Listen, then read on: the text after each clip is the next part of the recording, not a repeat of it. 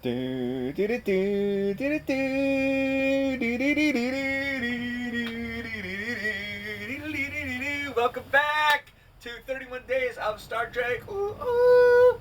And we've got the biggest ever episode of Ben's books, as you can see from at least, well, three tubs here and probably more tucked away.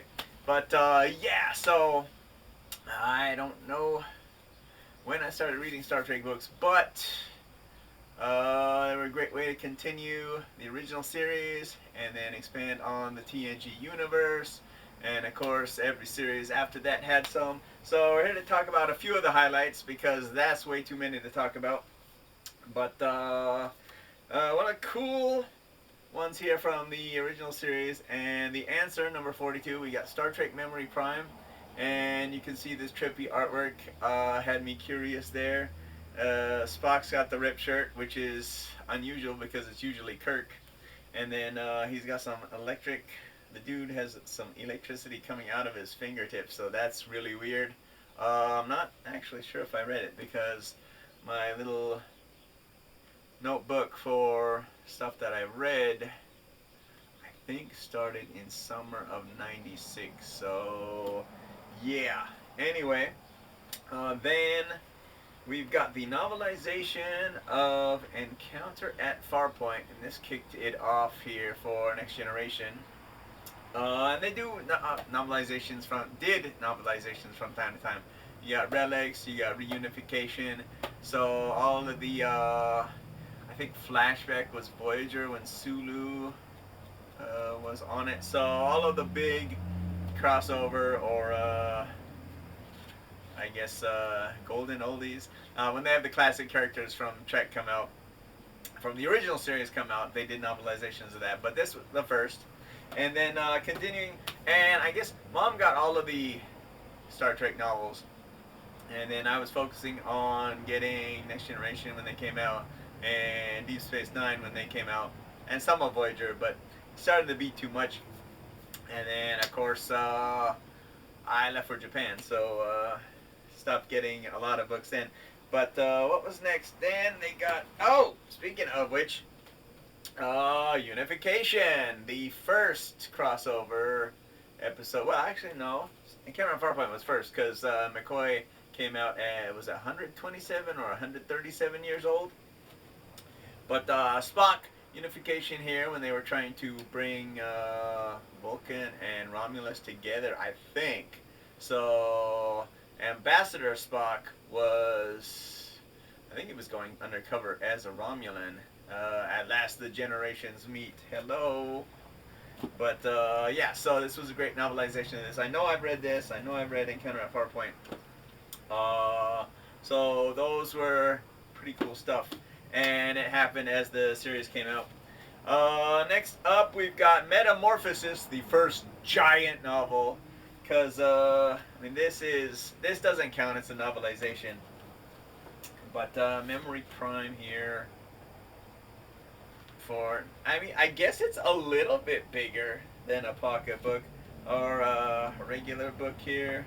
No, they're pretty hefty. So I don't know why this was a giant novel, but I don't even remember what this was about. I'm pretty sure I've read it though. Might be worth reading again, but it's embossed and it's got some the shiny Enterprise D on the cover, so that's pretty cool. And then we got one more giant novel here. Again, just a selection because, like I said, 3 boxes is a lot. And then Mom stuff makes it even more. But Star Trek The Next Generation, we got Vendetta, the giant novel. And of course, because this is the Borg, I had to get this and read this. Because the Borg are awesome. Hence why there's so much Borg content.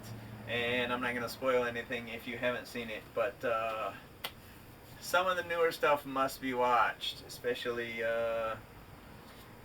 because of this man right here, Patrick Stewart, or Captain Jean-Luc Picard. Later on, they came out with some Section 31 novels, so expanding the universe even more.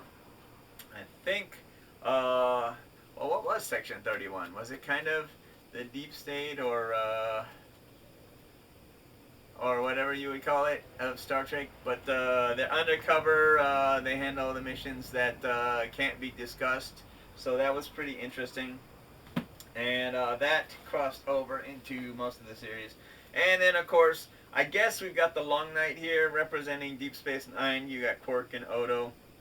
The My favorite Deep Space Nine novel was the 34th Rule.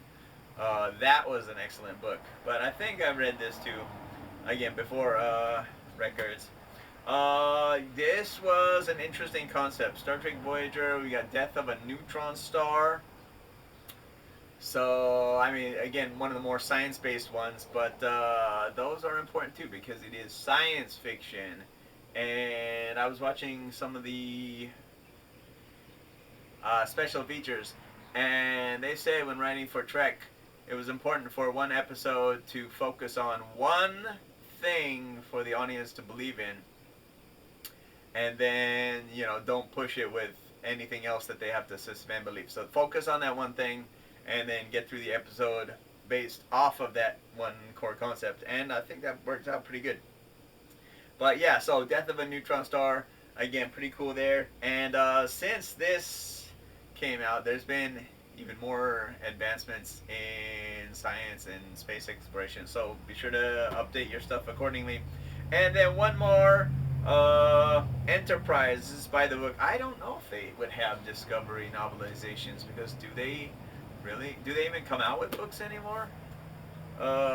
Discovery and, well, Strange New Worlds. We won't talk about Lower Decks because that's, one, it's terrible animation, and two, it's just not Star Trek. So Enterprise by the book. So yeah, we've even got Enterprise here, Enterprise representation. So, and I thought that was pretty cool as well, going back before even the Cage, so before Pike, to Archer's Enterprise, NX-01, I believe, and had some good stories to tell there too. But the really interesting ones are the ones that either span the universes, like Invasion, and this is a 4-book series. So they came across time and space to who will be bold enough to stand against them. And I actually have this poster in my room, because if you put all 4 of the books together, if I can put all 4 of the books together, okay, you got 2 hands, 4 books, we got it. You can see it comes into, or it turns into the poster with the big snake-like creature in the middle. I don't know how well you can see that or how poor the lighting is, but whatever.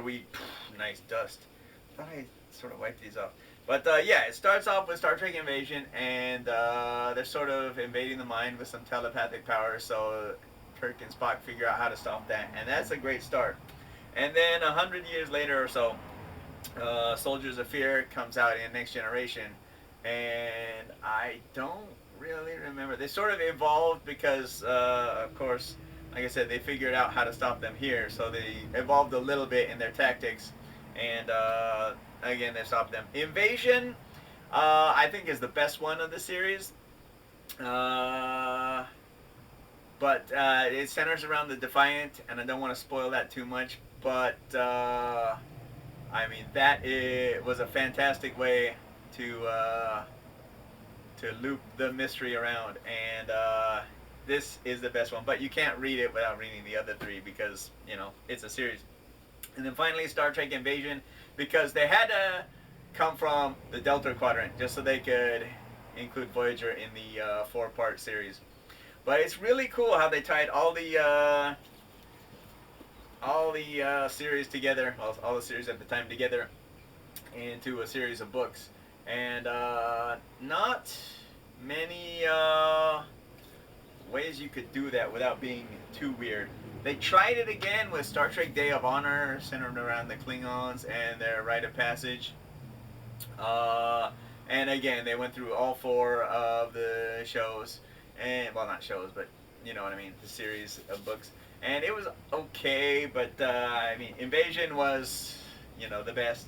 And then I think, I'm not sure about Captain's Table. I've read it, or I haven't read it, but I think they tried to recapture some of the same magic again, although it being Well, Worf was in the Deep Space Nine and Next Generation books, but Captain's Table, they had one for each of the four main series, and they're just sort of disjointed and not a series like Invasion. So that's why Invasion is so good, in my opinion. Uh, and yeah, beating this new snake-like alien race, which is really cool. And then you get into some of the extended lore.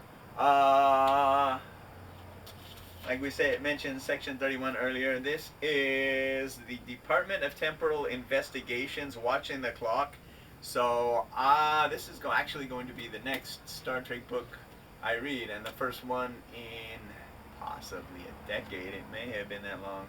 I'm not sure.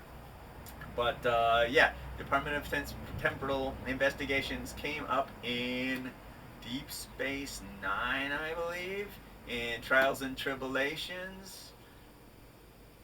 I may have to get fact check on that, but that episode was amazing. And they're like, Kirk was a menace. And yeah, as I'm watching the original series again, how many times do they phase back and forth between the past and the present? It's awesome. But so yeah, I'm really looking forward to reading this.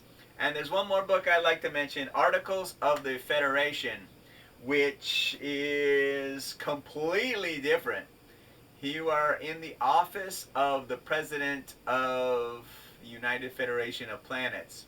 And the story centers around that and the politics of the Federation, which I thought was just such a radical departure from the regular Star Trek lore and so fascinating. But, you know, still bringing in some aspects of dealing with the exploration and wars on different fronts and all of that. So, yeah, I really liked Articles of the Federation. I'm looking forward to reading Temporal Investigations here. No, that's Watching the Clock. Invasion was fantastic. And, yeah, you just can't go wrong with Star Trek. So, that's why, and by sheer volume, this is the biggest episode of Ben's Books ever.